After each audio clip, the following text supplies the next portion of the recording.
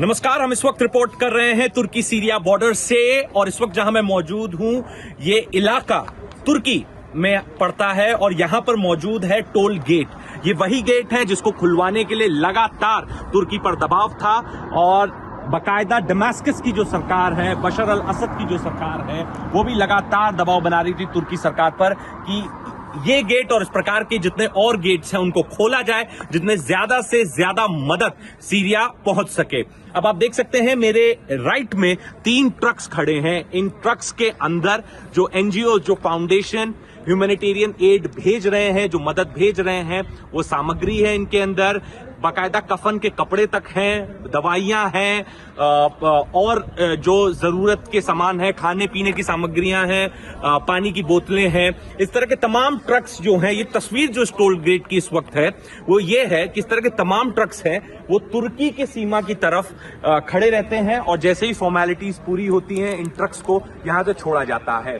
काफी दबाव था सरकार पर, खासतौर पर तुर्की की सरकार पे कि गेट्स खोलें क्योंकि मदद पहुंच सके सीरिया में।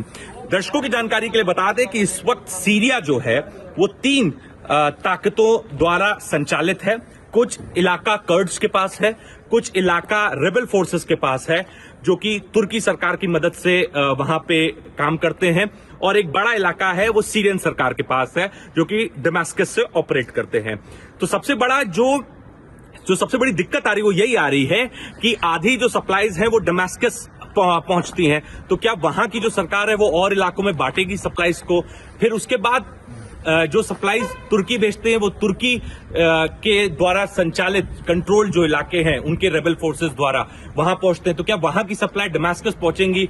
इसमें काफी दिक्कतें आ रही हैं। हालांकि दमास्कस की सरकार ने इस बात का आश्वासन दिया है कि और इलाकों में भी वो ह्यूमैनिटेरियन एड भेजेंगे।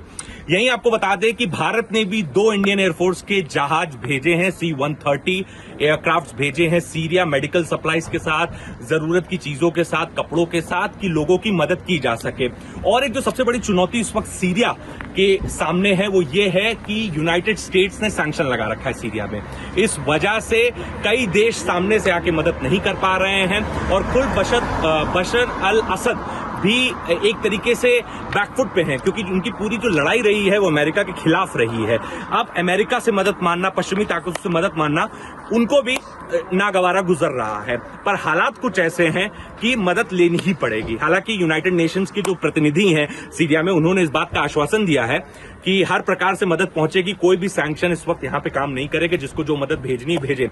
वहीं दूसरी ओर व्हाइट हेलमेट्स जो कि सीरियन सिविल डिफेंस की बॉडी है जो रेस्क्यू वर्क कर रही है, उसने बताया है कि रेस्क्यू के सारे काम रोके जा चुके हैं क्योंकि 160 घंटे से ज्यादा का वक्त बीत चुका है। अब जिंदा बचने की जो उम्मीदें हैं वो कम है।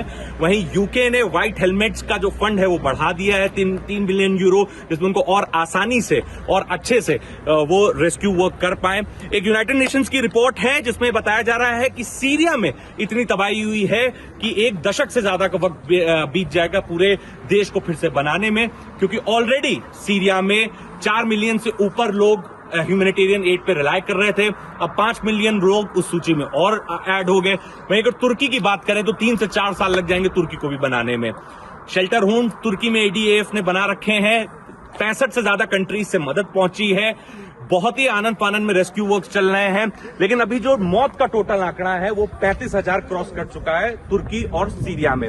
हालत बद से बदतर है और इस कोल्ड में, इस ठंड में और दिक्कतें आ रही रेस्क्यू टीम्स को काम करने में।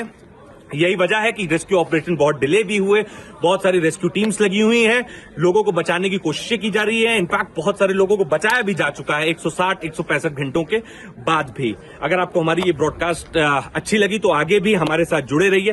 थैंक यू सो मच, धन्यवाद।